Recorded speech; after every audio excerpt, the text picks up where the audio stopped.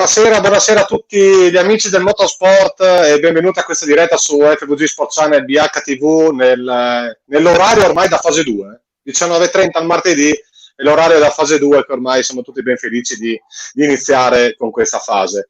Quindi prima di tutto salutiamo il nostro regista Francesco Tonizzo che dall'alto ci controlla e ci manda in onda.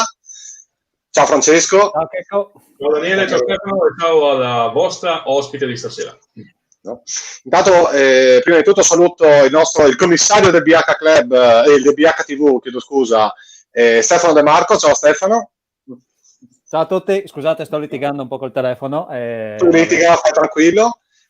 Intanto, buonasera e benvenuta a BH Motorsport, alla nostra ospite di oggi, la signora Michela Cressi. Buongiorno. Buonasera. Ciao, buongiorno, buonasera. Beh, c'è il sole, buongiorno, dai. Sì, effettivamente, qua non tanto, ma da te vedo che c'è un po' di sole, no? Sì. Quindi, prima di andare e sviluppare la trasmissione, intervenendo con Michela, che ci racconterà anche la sua storia per quanto riguarda il motorsport, io, Stefano, vorrei partire subito con la notiziona di oggi, un po', vabbè, tanti se l'aspettavano, però stamattina la Ferrari ha rotto gli indugi con un comunicato, comunicando che dal 2021 Sebastian Vettel non sarà più il pilota della scuderia Ferrari. Ce l'aspettavamo, però. Sì, era già qualche giorno che si leggevano varie notizie in merito a questa cosa e ci sono già nomi mica nomi, parlavano addirittura di un contatto McLaren già da inizio anno, visto che sì, quest'anno si sarebbe chiusa, era in chiusura di contratto, ecco, l'avventura di Vettel con la Ferrari, doveva vedere insomma se continuare o meno, però oggi c'è stato l'annuncio. L'ufficialità, con oggi è ufficiale. Esatto. Oggi c'è stato il grande annuncio. Vettel ha detto che ha dichiarato che in Ferrari non c'erano più le condizioni, non c'era più il clima adatto, non si sentiva più bene. Ok, insomma, diciamo così. Ci dispiace che, almeno questo è il mio parere personale, ci dispiace che Vettel abbia lasciato la Ferrari e l'abbia fatto in questo modo. Diciamo che in questi anni ci sono stati degli errori sia da parte sua che da parte della Ferrari, perché comunque la Ferrari ha fatto degli errori che l'hanno portato anche a delle situazioni insomma di tensione. Però il mondiale se l'è perso lui, te. Sì, assolutamente, però un altro l'abbiamo perso per colpa della Ferrari. Certo. Per colpa della squadra. Ma quindi, secondo me, Stefano, l'anno scorso ne abbiamo parlato anche quando la tua prima volta con noi, ancora quando sulla trasmissione di calcio, però quella volta serviva il motorsport con la vittoria di Leclerc a Monza, che è una cosa che non succedeva da anni. Però secondo te Vettel ha sofferto tanto un compagno di box come Leclerc, che è indicato da tutti come un predestinato per la Formula 1? Diciamo che già la situazione di Vettel non era rosea. La tensione, allora, portare la tuta Ferrari non è semplice. Cioè, immagino comporti un livello di stress inimmaginabile, sia per la squadra con cui corri, sia per i tifosi. Sappiamo che i tifosi italiani sono particolarmente feroci, se tutto va bene sei un dio, appena qualcosa va male sei l'ultimo, ecco, così. Quindi sì, stava già soffrendo di questa sua situazione. L'arrivo di Leclerc, che comunque insomma è grandissimo pilota, grandissimo talento, l'ha un pochino offuscato, e anche la Ferrari ad un certo punto ha puntato su di lui, quindi sì, non c'è stato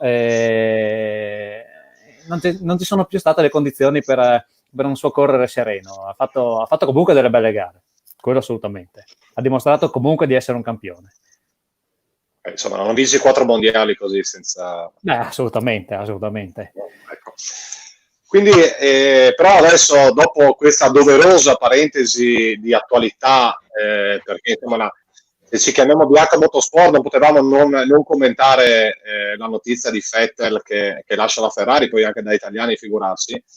Adesso però parliamo e facciamo parlare anche il nostro graditissimo ospite di questa sera. Quindi io, Stefano, ti lascio a te la presentazione del nostro ospite con tutti i crismi, così anche la gente da casa che vedo che mi sta scrivendo e vuole sapere chi è Michela. Quindi io ti lascio la parola e poi non so chi è che suona il telefono. A me, scusate, oggi il telefono non mi dà pace. Vabbè. Allora, gli hai risposto? No, potresti mettere il telefono così in diretta mentre... No, lasciamo perdere, no? Va bene, non mi diciamo fino a un certo punto. Esatto. Diciamo che l'ospite precedente ha fatto anche questo. Sì, quello è vero. Che salutiamo, ciao. Ciao, ciao. Allora, bando alle ciance. Chi abbiamo adesso? Non so se anche i nostri amici da casa la vedono al centro tra me e te, Daniele. Sì, no, loro vedono esattamente quello che vedi tu. Ottimo, perfetto. Allora, tra me e Daniele troviamo un altro super ospite, perché così possiamo definirlo. Una navigatrice, istruttrice di guida in quel di Trieste, direttore sportivo di alcune squadre molto importanti, alcune scuderie molto importanti nell'ambito del rally. Mi parlava dei suoi esordi negli anni '80, quindi io e te, Daniele, eravamo più o meno con le braghe corte a girare per il cortile. Dipende cosa vuol dire anni '80, insomma, se 89 ero già... Avevi ancora le braghe corte. Sì, ma anche adesso, quindi figurati. E qua con noi Michela Cressi. Ciao. Stavo ridendo, no, perché io ho cominciato a correre nell'81, non nell'89, quindi stavo facendo un calcolo dei vostri pantaloni corti e della mia età attuale. Guarda, io nell'81 i pantaloni corti li avevo, Stefano non credo. Magari ce li avevo, però non camminavo ancora, ecco. Beh, diciamo che vado orgogliosa di aver iniziato a correre in quegli anni là, perché sono gli anni più belli dei rally, almeno per come li intendo io, e di conseguenza peggio per voi che non c'eravate.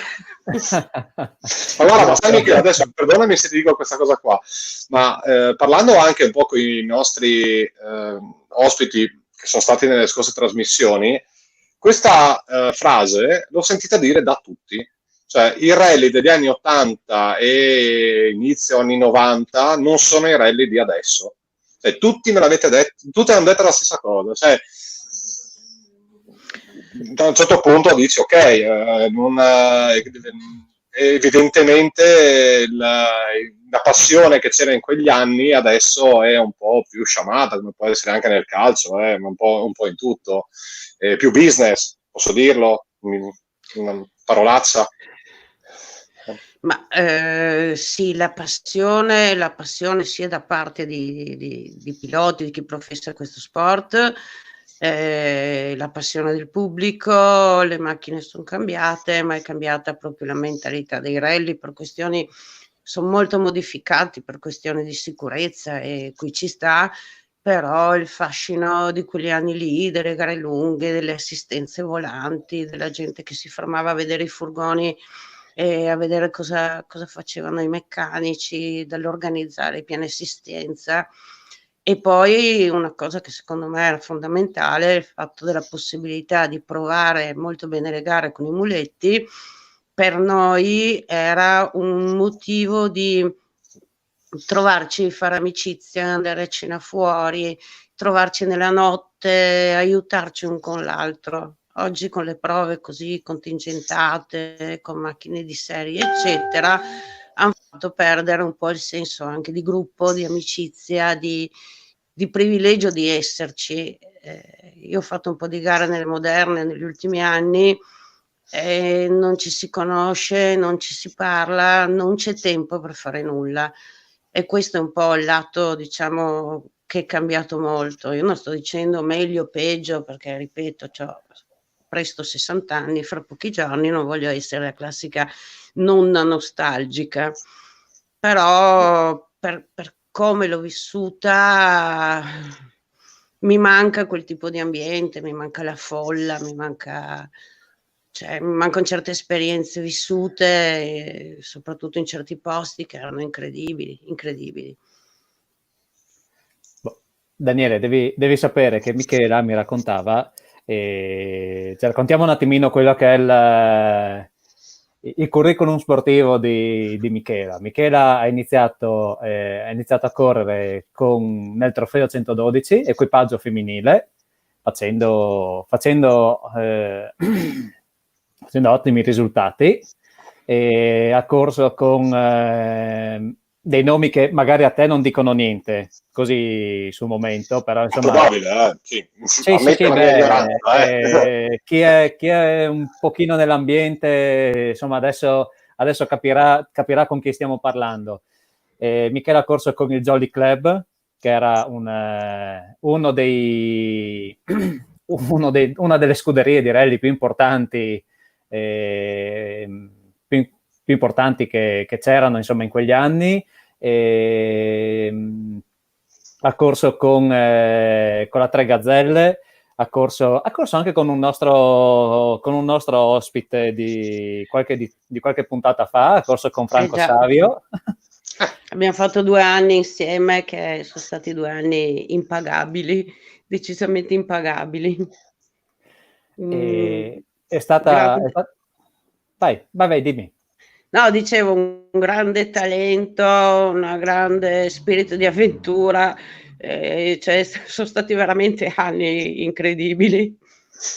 Avete parlato anche con lui, l'avete conosciuto, quindi sapete. Guarda, io ho avuto modo di conoscerlo in quella puntata, perché prima non sapevo, sapevo chi fosse, però non ho avuto modo di parlare, e mi è sembrato veramente, fammi passare il termine, un fenomeno d'altri tempi, anche come voglia, come spirito anche. Quindi deve essere stato in quegli anni, penso che correre con lui deve essere stata veramente un'emozione.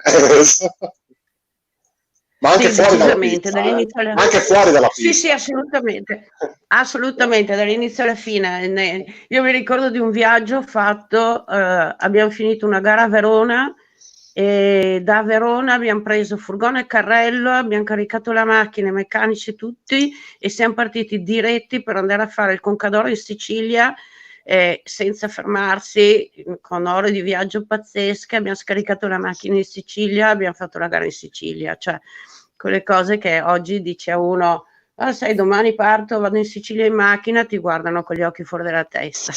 Noi non avevamo neanche finito la gara, che avevamo già caricato la macchina per andare a fare un'altra, per cui sì, cioè questo era il modo di vivere.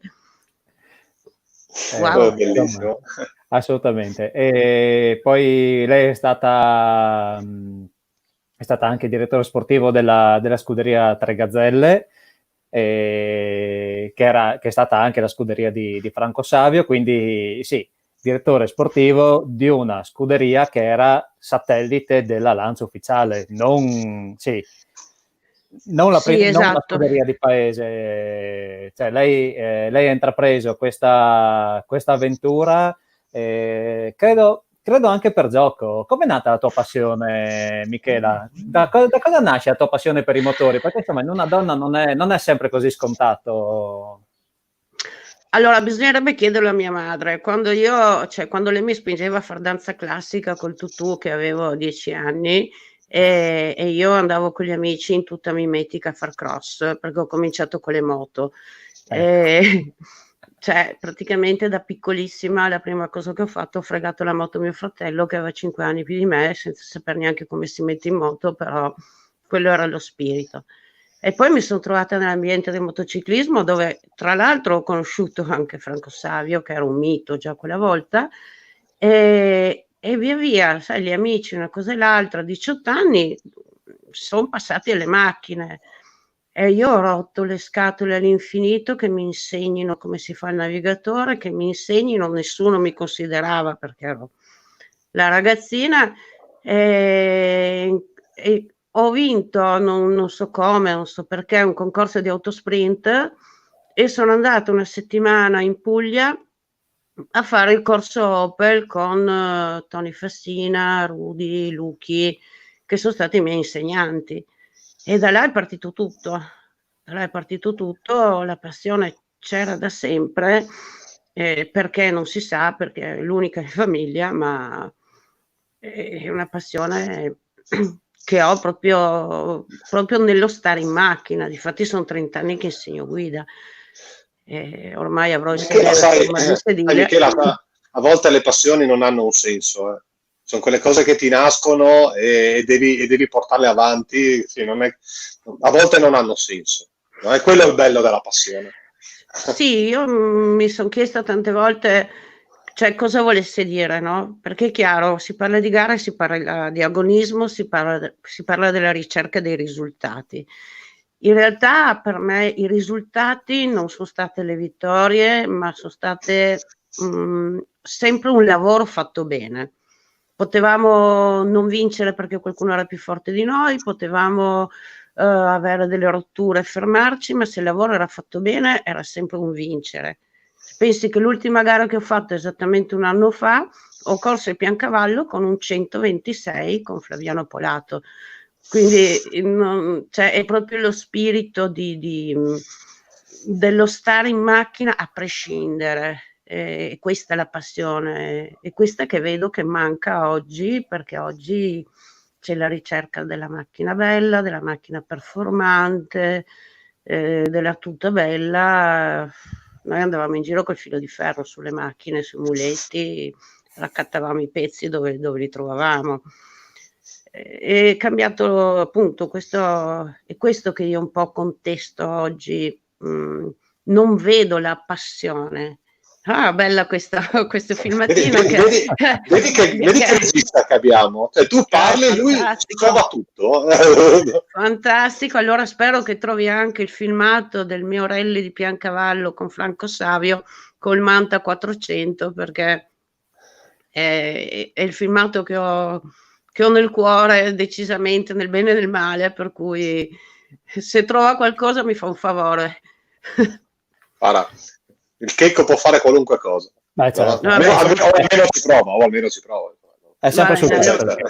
È sempre sul pezzo, perfetto. È sempre sul pezzo, è incredibile. Stefano, tu che, bene o male, seguendo anche quello che ha detto Michela di questo evolversi un po' anche delle gare di rally, tu in questi anni hai visto il passaggio più o meno, perché insomma, negli ultimi, penso, 10-15 anni che è avvenuto questo passaggio fra chi correva con le portiere legate col filo di ferro a quelli che si prendono le scarpe belle, cioè, tu l'hai visto, quindi quello che dice Michela è, ahimè, è giustissimo. Secondo te, io non so. Sì, diciamo che adesso magari c'è sempre tanta passione, perché la prima cosa in questo sport è la passione. Senza passione uno non perde giornate a cercare gli sponsor, non perde la faccia a vedersi le porte sbattute in faccia per avere 2 lire, insomma, per cercare di coprire la propria passione, di mandarla avanti. Però oltre alla passione, sì, giustamente dice Michela, magari adesso c'è un po' più c'è un po' più di attenzione a quella che è la propria immagine. Tutti badano molto alla propria immagine, e devo dire purtroppo anche gli sponsor badano molto all'immagine di chi rappresentano. L'hanno sempre fatto, però se una volta l'azienda di paese ti aiutava, adesso magari cerca un po' più di visibilità anche quella, quindi essere sui social, essere molto presenti un po' ovunque, diciamo che è diventata un po' una necessità, ecco, per poter ambire a qualche sponsor in più, che poi sponsor in più, ragazzi, cioè è uno sport fatto per lo più da poveri che con la loro passione cercano di andare avanti e di raccimolare i soldi per fare qualche gara. Questo purtroppo è una verità. Il rally è lo sport motoristico è uno sport che costa tantissimo. Dimmi, Michela. Sì, volevo dire che è sempre stato uno sport estremamente costoso. Arrivare ai vertici, correre con macchine di un certo tipo è sempre stato inavvicinabile, se non per poche persone o per grossi sponsor. Però quello che manca oggi è la macchina, come poteva essere la nostra del trofeo, o come macchine diciamo più piccole, che potevano essere macchine più accessibili. Oggi non ci sono macchine accessibili, perché anche una piccola Twingo da trofeo diventa inaccessibile, perché i prezzi di base sono elevatissimi. Esatto. Noi avevamo questa chance, infatti se andiamo a rivedere la storia di quello che è stato il trofeo 112 e poi il trofeo 1, è stato fucina di grandissimi piloti, perché c'era tantissima competizione. Partivi con 50, 60, 112 tutti in fila uno dietro l'altro, di conseguenza chi vinceva era veramente un pilota forte e poteva dimostrarlo. Oggi in un trofeo parti con 3-4 macchine e le cose chiaramente sì, vinci il trofeo, sei più forte, ma più forte su quanti? E quindi come fai a metterti in luce, come fai No. diciamo a dimostrare quello che vali, Michela, se la situazione è questa? Come hai detto tu giustamente adesso, purtroppo i costi di base. Adesso, una volta, i tuoi tempi e fino a pochi anni fa, la maggior parte dei piloti avevano una vettura di proprietà, correvano con la propria vettura. C'era chi aveva la fortuna di approdare in grosse squadre, dove aveva anche la macchina a disposizione, grazie agli sponsor, grazie a tante cose. E adesso è decisamente è quasi impossibile, ecco, diciamo, avere una vettura di proprietà, e quindi quasi tutti corrono con la macchina a noleggio, e giustamente uno dice: ok, se devo spendere i miei soldi, li voglio spendere nel meglio, voglio che la mia macchina sia il meglio. Guarda, mi fai venire in mente un'immagine che purtroppo non ce l'ho rivista dopo molto tempo, ma non è in mio possesso, della Piazza Unità d'Italia, la partenza del Rally del Carso, parliamo dell'82, 83, quegli anni lì, dove tu vedevi la Piazza Unità, ma strapiena di macchine da corsa, c'era una cosa incredibile. Oggi queste scene non si vedono più. C'era la gente che passava, che camminava in mezzo, adesso io non mi ricordo i numeri esatti di quante macchine, ma questa, bravissima, esatto. Meraviglioso. Un regista che è una roba meraviglioso. Cioè lì sono state, io penso, 160 macchine, io non mi ricordo i numeri, ripeto, perché sì, vorrei far notare che macchine ci sono davanti. Sì, assolutamente sì. Tra l'altro, con dei piloti anche con dei nomi non indifferenti. Cioè uno, anche se non ha passione, si trova a passeggiare, a guardarsi in una piazza del genere, cioè perlomeno scopre che esistono le gare. Certo. Ma che poi, Michela, io penso che, parlo per me, ma penso di parlare con chiunque, per chiunque, quando vedi una macchina da rally, oppure la senti il motore, la senti in moto e quindi senti il rombo del motore, chiunque si ferma a guardarla affascinato. Cioè, è una cosa naturale. Cioè, non puoi non vedere una macchina da rally e non fermarti ad ammirarla. Sì, difatti, cioè, queste sono sante parole. E ripeto, non è nostalgia, non è che parlo così perché sono vecchia, ma una volta riconoscevi le macchine che stavano entrando in prova speciale dal rumore, dalla loro caratterizzazione, non potevi confondere. Prego, scusami, tanto arriva adesso in sovraimpressione. Ecco, c'è Pietro Coredic che ci scrive che 210 macchine. Ecco, grazie, ringrazio Pietro perché, ripeto, io ne ho tolte 50 perché ho detto 160, ma non mi ricordavo esattamente i numeri.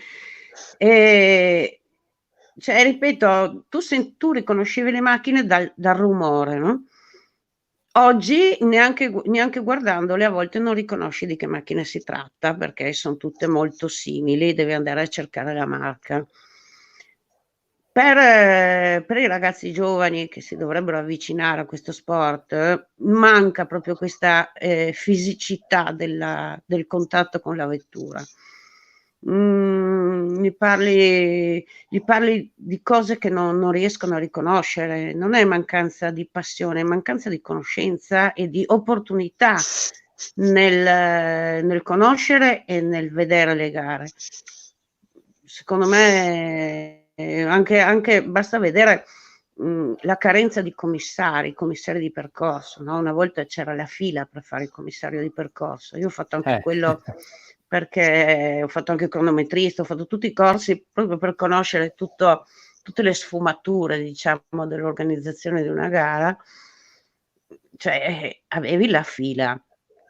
Adesso i commissari, se guardiamo l'età media dei commissari, sono quelli che hanno l'età mia. Cioè, dei ragazzi giovani, portarli a fare anche questo tipo di attività collaterale non è facile. No, diciamo che non è che hanno l'età tua perché voi non volete mollare il circus e restare lì non dando spazio ai giovani, è proprio non ci sono i giovani. Non ci sono, infatti non ci sono, ma non ci sono perché non conoscono, ripeto, cioè, già conoscono poco la Formula 1 perché è diventata meno accattivante, anche se ultimamente io mi diverto un sacco, me la guardo sempre, perché ci sono dei pilotini che mi piacciono molto. Lei è un amante di Verstappen, te lo dico. Sì, io sono un amante dello spirito di Verstappen, perché per me l'agonismo, cioè, ci deve essere. Puoi capire che non è ma non si può vivere dei regolamenti, non si può vivere, oddio, quello si è toccato, oddio. Cioè, no, ma Michela, cioè, se il prossimo anno la Ferrari ha Leclerc e Sainz come pare, cioè, anche lì allora sarà da divertirsi un po', no? Con due ragazzini terribili. Ma Sainz è già un po' più moderato e nasce, io non voglio essere, allora ripeto, io Carlos, il papà, l'ho conosciuto quando facevo il campionato europeo, sono persone che stimo al massimo, ma proprio li stimo a livello personale per quel poco che l'ho conosciuto. Il figlio non l'ho conosciuto purtroppo, ma da vederlo è sulla falsariga di Carlos. Io lo vedo comunque come una seconda guida di Leclerc. Ma sarà sicuramente, credo. Cioè, ma parlo non solo di gestione Ferrari, che questo sicuramente non posso addentrarmi, ma proprio questione caratteriale e di talento. Sainz va forte, ma Leclerc è un fenomeno. Cioè, star dietro a fare la seconda guida Leclerc, ti devi mettere veramente in seconda guida.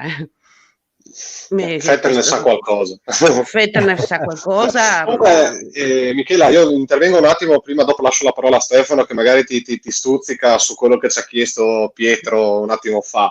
Però volevo leggerti un messaggio che mi è arrivato a me, che vabbè, ve lo leggo da parte di Roberto Pighin, che mi dice che lui in quei tempi c'era, erano i tempi di Cerato, Vettel, Cavuda, Zanussi, Liatri, eccetera, eccetera, eccetera, che erano veramente tempi bellissimi per il rally in quegli anni, no? Quindi ci tenevo a leggere il messaggio che ha mandato.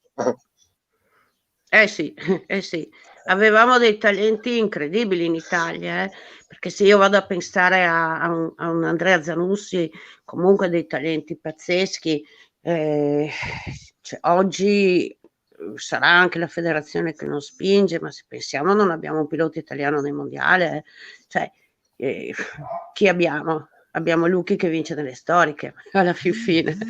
Cioè, se andiamo proprio a valutare le situazioni, questo non è perché mancano piloti, manca la possibilità di portare avanti dei piloti validi. Diciamo c'è un modo diverso, dai, in Italia c'è un modo diverso rispetto ad altri paesi di gestire i propri talenti, diciamo, e purtroppo in alcuni casi ne paghiamo le conseguenze, dai, diciamo così, giusto? Sì, in tutti gli sport purtroppo. In modo molto diplomatico, diciamo così. Sì. Cosa chiedeva Corredig? Ecco, Ivone, guarda che bella fotina. Ecco, questo ti chiedeva. Questo ti chiedeva. Sì. Cosa mi chiedeva? Chiedetele di Toivonen. No, quindi... Ma caspita, no, allora diciamo che ho avuto il grande onore di conoscerlo. E siamo diventati, non dico amici perché amici è una grande parola, però diciamo che abbiamo frequentato le stesse gare e è capitato anche di fare un po' i discoli, i discoli nel senso che è capitato di andare via un po' di nascosto quando lui correva in Porsche col suo muletto, di andare a provare assieme io e lui, lasciando i rispettivi naviga e piloti in albergo senza che se ne accorgesse nessuno, e quindi ho avuto l'onore di navigarlo, diciamo, di dargli delle note. Sbottonati un po' di più, dai, sbottonati un po' di più, dai, dici qualcosa di... È tutto prescritto, dai. Tanto non lo viene a sapere nessuno. No, infatti. Ma cioè, cosa devo dire? Dai, su, lo sappiamo che hai qualcosa di più da dirci. Lo sappiamo, non lo sappiamo ancora, ma... Infatti non lo sappiamo. No, cioè è una persona che io ho talmente adorato nel suo modo di essere e il modo di guidare, che io a un certo punto a Madeira, dopo che abbiamo fatto, ripeto, una prova, tra l'altro prove lunghissime che si provavano nei due sensi, quindi ti trovavi magari noi in su, un Tabaton in giù, contromano, con i muletti di notte, insomma un disastro. E cioè, io le ho detto, quando ci siamo fermati, a un certo punto gli ho detto, guarda, io posso morire anche qua, perché un piacere più grande di questo penso che nella mia vita non potrò mai provarlo, perché stare in macchina e stargli a fianco era una poesia. Non dico allora il navigatore è fondamentale, chiaramente fondamentale, però avevo un'arte nella guida che le sue note erano molto semplici, non erano note complesse, e alla fine lui, non dico che bastasse sapere da che parte gira la curva, cioè non siamo a questi livelli, però aveva questa grazia, questa improvvisazione di talento puro che era una cosa, cioè, da smettere di leggergli le note e guardarlo come guidava, perché era una cosa pazzesca. Poi come persona molto simpatico, semplice, casinista, perché ne abbiamo combinati di tutti i colori, per questo mi sono messa a ridacchiare, perché in effetti era un ambiente molto goliardico. È chiaro che avrebbe avuto ancora tanto da dimostrare. Quello che è successo purtroppo è stata una tragedia immane per tutti. Io conoscevo molto, ma molto bene anche Sergio. Cioè, è stato uno shock, anche se tutto sommato, da un certo punto di vista, e non mi si fraintende in nessun modo, il fatto che sia successo a loro ha aperto gli occhi su una federazione che aveva perso i lumi della ragione, perché non erano macchine, sì. Cioè, probabilmente se fosse successo a qualcun altro, non così di nome, non così famoso, non così amato dalla gente, non so se avrebbe avuto lo stesso effetto di togliere subito le gruppo B. Beh, però purtroppo è successo a Bettega l'anno prima. Sì, ma non ha fatto tanto clamore. Infatti, per quello diciamo non ha fatto tanto clamore. Magari. Esatto. Io ho avuto modo di salire 2 volte sull'S4, sempre non in gara, una volta in prova a Torino alla Mandria e una volta in pista proprio con Henry quando è stata presentata. Ragazzi, scusate, passatemi il termine, io non sono una cagasotto, anzi, però dentro di me non è che ho avuto paura, ho avuto il pensiero, questi sono dei pazzi. Ovviamente io non ho talento nella guida, quindi non potevo valutare da questo punto di vista, però già vedere stargli a fianco c'è il pensiero, ho detto dove stiamo arrivando. Poi col senno di poi è tutto facile, tutto semplice, si discute. Certo.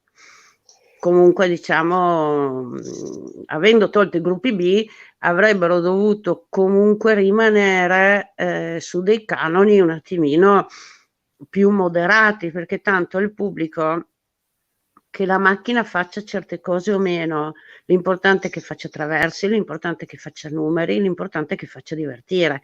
Se invece di andare a 200 all'ora va a 160, per il pubblico non cambia molto, anzi, infatti le moderne non divertono pur essendo velocissime e più performanti di quelle lì. Esatto. Perché sono stabili, sono lì, sono in un binario. Quindi bastava un attimino mantenere tutto ridimensionato, ecco, è stato un peccato. Manca il divertimento. Manca il divertimento, è un po' in tutti in tutto lo sport motoristico, diciamo che è venuto a mancare un attimino questo divertimento. Anche la Formula 1 ha avuto anni, a parte l'anno scorso che c'è stato qualcosa, anche se a volte rovinato, diciamo, da alcune decisioni prese prima, prese dopo, prese durante, ma non prese a tavolino, anzi esatto. Prese seduti in un mega ristorante. E non giudichiamo se è giusto o sbagliate, perché comunque insomma c'è un regolamento, quindi saranno sicuramente decisioni giuste, però diciamo che è venuto a mancare un pochino quello che è il divertimento dello sport. Ma anche basta guardare il MotoGP, è molto più divertente Moto3. Se andiamo a vedere Moto3, sì, che poi uno va a vedere i tempi di giro di pista tra una Moto3 e una MotoGP, non è che poi sono così stratosferici come differenze, no?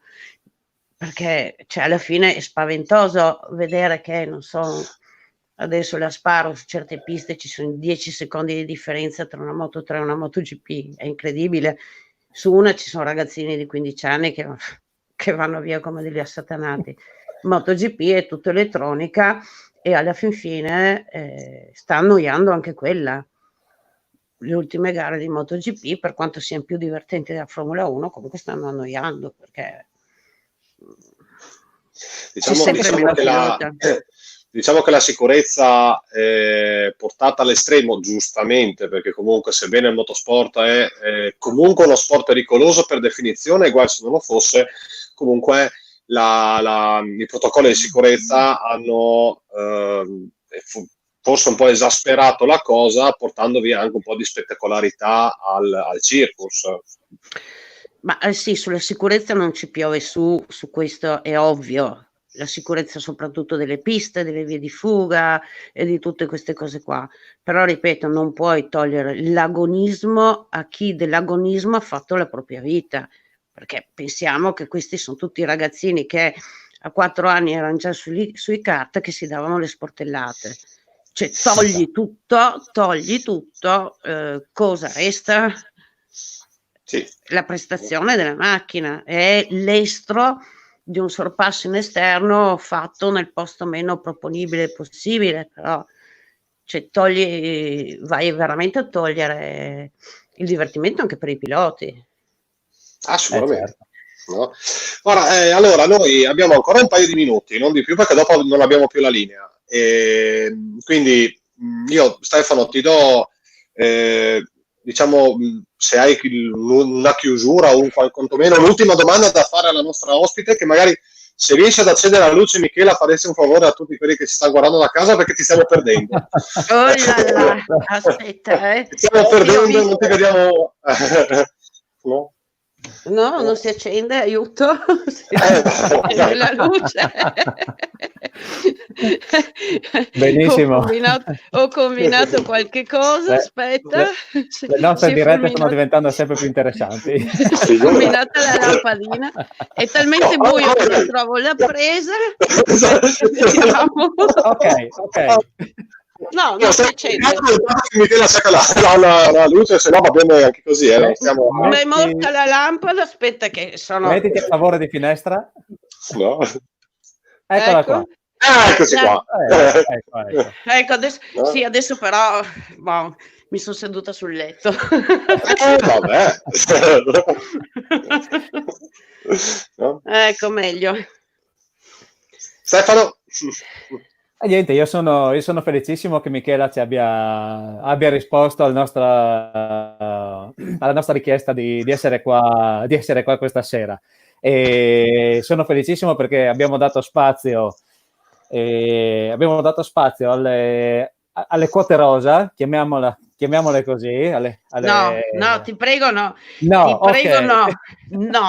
Io sono un navigatore, non sono un navigatore donna.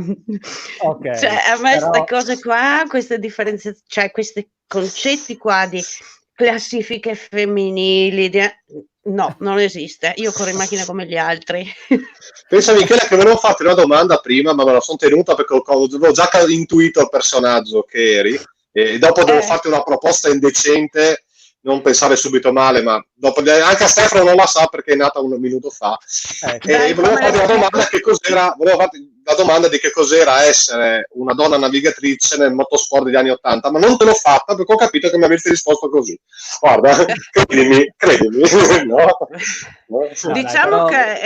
Diciamo che essere una navigatrice, soprattutto in equipaggio femminile, voleva dirsi trovarsi al posto giusto al momento giusto, perché c'era una buona spinta per quello che riguardava sponsor eccetera del comparto femminile.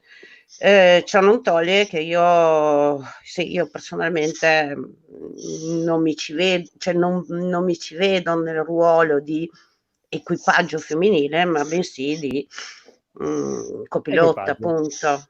Esatto, allora, esatto. Mi arrivano messaggi che devo chiudere, però e questa era la proposta indecente che volevo farti, e anche a te, Stefano, visto che se Dio ci assiste, vedi il nostro regista che tira fuori qualche bella foto. Sì. Targa Florio con Renault 5 Maxi Turbo è questa. No? Vedi? No?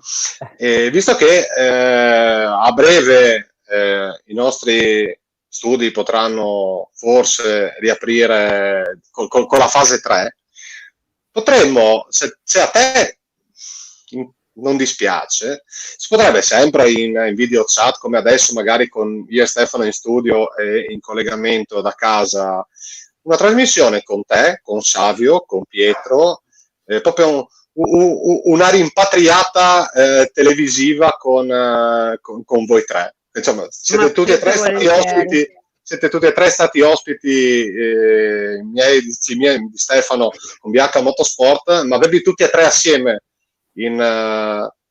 come ospiti potrebbe venire fuori una bellissima trasmissione, secondo me, perché siete tre personaggi che si fanno ascoltare. Però ci vorrebbe anche la Sonia Borghese, perché Pietro troviamo, senza Sonia, ecco, Pietro senza Sonia no, cioè, e lì veramente facciamo un poker d'assi. Guarda, prometto che appena ci organizziamo tecnicamente la facciamo. No? Perfetto, va benissimo. Quindi io prima di lasciare la chiusura a Stefano, io ti ringrazio di questi 45 minuti che abbiamo fatto insieme. Resta in attesa, perché questa trasmissione tutti assieme la facciamo, promesso, no? Stefano, a te. E io chiudo, già sono stato ripreso per la mia definizione di quote rosa anche via messaggio privato. Va bene. Scusa, di il colpevole adesso, di il colpevole di chi ti ha ripreso. In privato te lo dico. Va bene. Ma io sapevo già che sarei stato ripreso per questa cosa, infatti dopo chiederò scusa in forma privata. No, sono felicissimo di aver avuto Michele in trasmissione con noi. Seguiteci questa sera sul canale 113 del Digitale Terrestre. A che ora, Daniele? A che ora? 22:35. 22:35. Ecco. E domani pomeriggio verso le 2:30. Ottimo. E niente, magari avremo quando avremo l'occasione di riavere Michela con noi in trasmissione, le chiederemo tantissime altre cose, perché abbiamo scoperto, insomma, che abbiamo scoperchiato un vaso di Pandora. Adesso usciranno tanti di quegli aneddoti, ne usciranno talmente tante che sarebbe da scriverci un altro libro, perché con tutti i nostri ospiti dovremmo scrivere un libro, e con Michela ne dobbiamo scrivere un'altra parte. Quindi seguiteci questa sera, seguiteci anche nelle prossime puntate, e grazie a tutti, grazie Michela e grazie Daniele. Grazie a voi. Ciao a tutti. Ciao.